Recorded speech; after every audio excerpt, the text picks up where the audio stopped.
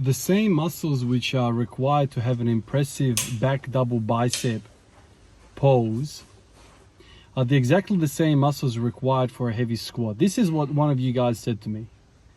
I read the comment this morning and I thought, that is a perfect way to put it. All of that musculature which is impressive to see in that pose is what you need in a stable back squat, because the bar is resting there and the bar wants to cave that area first. If you can resist that weight from doing that to you, you're giving your lower body, your core, the best chance to go about the job. I thought that was brilliant. You know, when I read that comment, I was like, yeah, that's probably the best way I can possibly put it. And I reckon that line there is going to stay with me for a little while. And that line there is what inspired this workout here. You know, can't do anything else with my back after the good mornings. I'm pushing the hell out of my good mornings right now. So I thought, seal rows it is. This is the exact same setup I had, I don't even know how many years now, probably good 3 years ago. This is how I set it up. I got a couple of my fuel tanks, whatever you call them. The word escapes me. A couple of these, I can't think of the word. I want to say bins or tanks or whatever the hell they're called. I want to say kegs. It's not kegs. Can't think of the damn word. Regardless, you guys see what I'm saying. Use my blocks and then put those couple of things there. Elevated the bench enough where I can grab the damn thing from the little you know, makeshift J cups that I had, and he allows me to clear the ground and I can roll. It's a great upper back developer. Yesterday I did pull-ups. I was kind of a little bit sore and I really wanted to you know, skip today, you know, not do back today again, but I really wanted that idea. I really wanted to play with that idea, and so I did. That's how I ended up with the seal rows. And I think this little setup is a perfect way to go about it. Removes the whole posterior chain out of it. Lower back, core, glutes, hamstrings, all of that stuff, which actually destroys you when you're doing normal barbell rows. You remove that out of the mix and you can just focus on the upper back. It's nice, feels really nice to do. And I think it's the perfect way to kind of match it up with the good mornings. The good mornings are, man, you take 120 kilos for a set of 10, or whatever your maximum is for a set of 10. You're going to be feeling it for several days after. Today I wanted to mess around with another variation with SSB. I tried to do the reverse SSB back squat. So you walk into it from the opposite side. Did a few sets with the bar, then I went up to 60 kilos. I did one set of 10 and I was like, well, this is wrong. I don't know why, but this feels horrible to me. I tried it at the gym.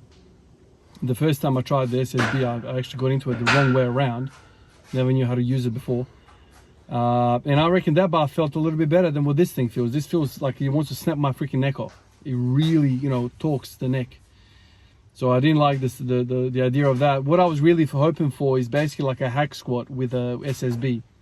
You know, if I can shift that camber, if I can shift that, you know, bar or that weight way in front of me, maybe I can have a really vertical squat as a variation, as an accessory. But it just placed way too much pressure on my freaking back, on my neck, back of my neck. I felt like it was like a neck exercise more so than a squatting exercise. It was just silly. I felt like I was going to slip a disc in my neck, especially if I was to, you know, go up in weight. So then I swapped over and went back to the normal way SSB, worked up to 140 and I called it there. My back is just too unstable, way too fatigued to do anything.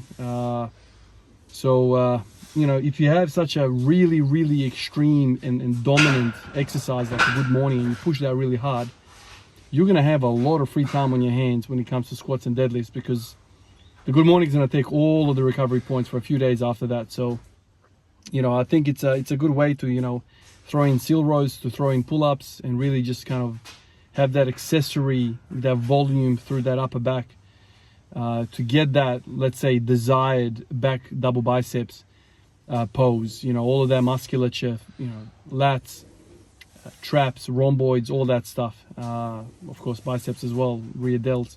But all of that is going to get worked. And, you know, the theory is I'm going to have to, you know, through these exercises, I'm going to develop a really nice shelf and a really good kind of resistance to the bar, you know, trying to thoracically flex me. You know, I'm trying to resist that flexion And if I add some good serious amount of muscle through there with these rows and with these pull-ups, the theory is that I'll be able to, resist that, forward lean, number one, and also allow the lower body and the core a fair fight. Because right now, I'm getting bent over freaking at the top, and it's a hell of a fight for the mid back and the lower back to finish these lifts.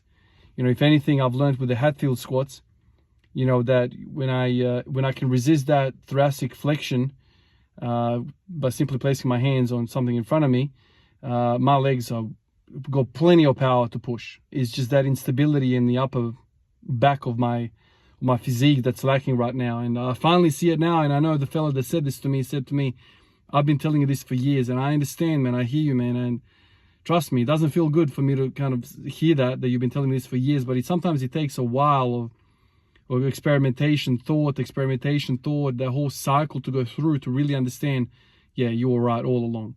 And it's not that I was, trying to resist that idea out of spite or whatever. It was just, I thought I was, onto something else, and I had a different solution to the problem. But I've come back around a few blocks, I've done 3-4 freaking rounds of the same block. I've come back to the same conclusion as you, and I reckon this is it. And so with the good mornings and in the mix, I can throw in some of these other movements and really, really develop the upper back. And I'm gonna get after them in the conjugate way. Vary the grips, vary the bar. I'll use dumbbells. I'll use whatever I can in the seal row, in the pull-ups, change the grips on the pull-ups as well. Chin-ups, pull-ups, wide, narrow, medium, whatever. I'll mix it all up and try and develop that upper back amongst all the other things that I'm doing. So that's how I got the inspiration for today's workout. Appreciate you guys, and I'll catch you in the next one. Peace out.